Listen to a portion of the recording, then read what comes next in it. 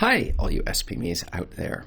Today's question has 3 answers, and the third answer is a secret you're going to want to stick around for because I'm going to explain why publishing on iBooks or Apple Books is a terrible idea.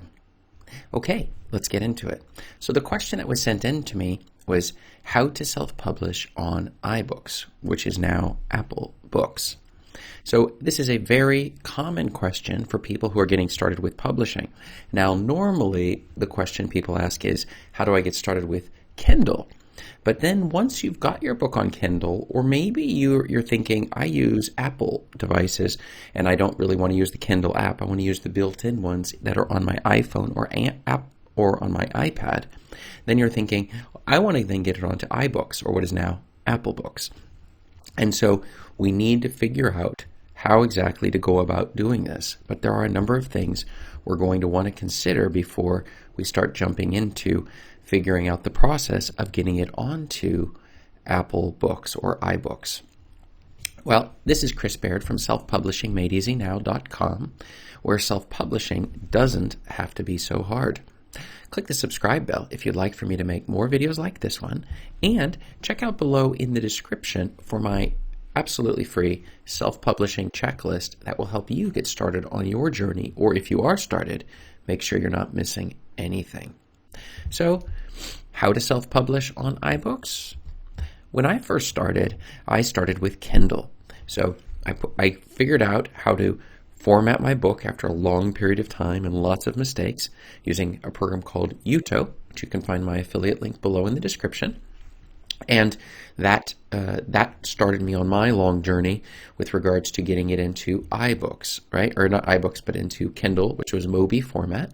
And I put my first book out there and found a lot of mistakes, and then we went back and forth until it was getting better. But then I was exposed to the idea that, wait a second here, you've got like, the other Nook from Barnes & Nobles and Kobo and all of these other book publishing platforms that were also available, including iBooks at the time, which is now Apple Books. And as I started to explore it, I realized, wait, that would require me to log in and set up a whole account. There's an awful lot of work around doing that. And that was when I came into the world of Smashwords. And Smashwords is a service that also is similar to Draft2Digital, where you can simply send them your EPUB book, and then they will automatically format it and distribute it out to iBooks, or Apple Books as it is today, to make sure that they have a copy of your book out there and it will sell. And then once a month, they'll send you your check. Now, in the old days, you had to wait 90 days, which is still with Ingram Sparks print, you still have to wait 90 days to get paid. But now they've reduced the time with regards to Smashwords at a small fee. And so that was when I became familiar with this idea of you put it through like Smashwords and then suddenly it distributes it out. So to all of the networks, tons of networks, in fact, more networks than any of the other companies. And that's something that is very important, though you do have to format into the EPUB format. So that was my first exposure to getting my books onto Apple Books. So how to self-publish on iBooks? Let's look at the answer. As I mentioned, Smashwords is the easiest way to go since you get out onto iBooks or Apple Books, and also a pile of other distributors.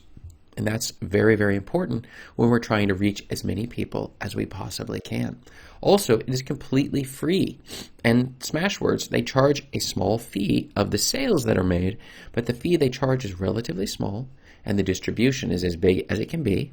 A downside using the Smashwords approach is that you have to format the book into EPUB. But as I mentioned earlier, if you're using Uto, which you have down below in the links, to do the formatting, it makes it simple. You just click one button, now I have my Mobi file for Kindle. Click another button, now I have my EPUB file for Smashwords. Click another button, and I have my PDF with an entire table of contents that is perfectly, flawlessly awesome. That's ready to go for KDP Print, Lulu, and Ingram Spark. So there's your 5. That's the 5 biggies. If you make a lot of sales, then your Smashwords will also send it through Amazon, so you'll have a secondary copy as well, which doesn't create too many problems. And so ultimately, many of these also end up back on Amazon anyway, so you're not really competing with yourself, And that brings us into the secret of the day. Why is publishing on iBooks a terrible idea? Now, this is a little trick of a question, because it's not that it's a terrible idea. It's a terrible idea to only publish on iBooks or Apple Books. And that's because you're going to lose sales. We want to maximize our distribution. We want to make it so easy for all of our different readers to find our amazing books, and we want them to find it in the format that they want, at the location that they want, in the style that they want, usable on the device that they want. And by doing this, we make it possible for as many people as possible to find our books. And also they will notice we have paper versions of it, and that will tempt that group in. Oh wait, there's a hardback version, and that will tempt people in. So as you can see here, this is how we make as much money as humanly possible off of one given book. You write one book, and then we make it available all over the entire universe of books that are available. So this is a very important point. That's why it is a terrible idea to only publish on iBooks or only publish on Amazon. Now, if I were only doing one, I would go for Kindle. But there's no need to only go for one. So we want to go for all of them. Okay, so for Amazon, we just publish the Mobi ourselves, and then for all of the other ones on our ebook format, we're going to use Smashwords. Now, many people swear by draft to digital, and they do that because they will do the formatting for you. But if you're using an unbelievably simple program like Uto, there's no reason you shouldn't do it yourself. I hired people on Fiverr to do it originally, and they just messed everything up on the formatting. They're great for covers, as you can see below in my affiliate link, for covers on Fiverr. That's the person I use. But all of the formatting, it's awful. And if you need changes, then they're going to charge you additional fees, and that's what we don't want. We want to pay one fee, get the right piece of software, and then do it ourselves, and then we can fix it as we go. So that's a reason why I would definitely go with Uto.